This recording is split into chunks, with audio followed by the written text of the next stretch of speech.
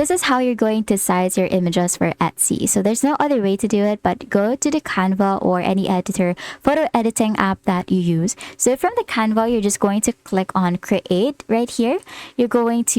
From here, you're just going to choose custom size, and then you're going to set your width to 2000 pixels and then your height to 1500 pixels.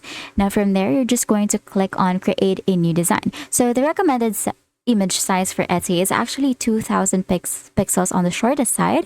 The resolution should be 72 to 300 dpi. The aspect ratio should be 4 to 3, which works best. And then the max file size should be 20 MB. So it is better to save it as JPG rather than PNG. So I'm just going to click on create new design right here. So I'm going to show you how you can do that.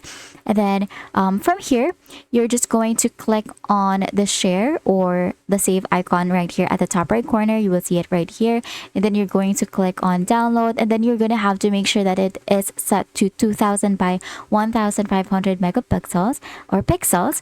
And then from here, you're just going to make sure that you choose JPEG as the file type rather than JPG.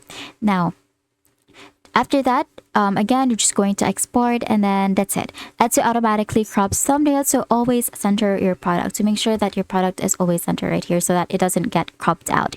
And that is how you're going to size your images for Etsy, and it is now ready to upload. If this video helped you, please don't forget to like the video and subscribe to our channel for more videos like this.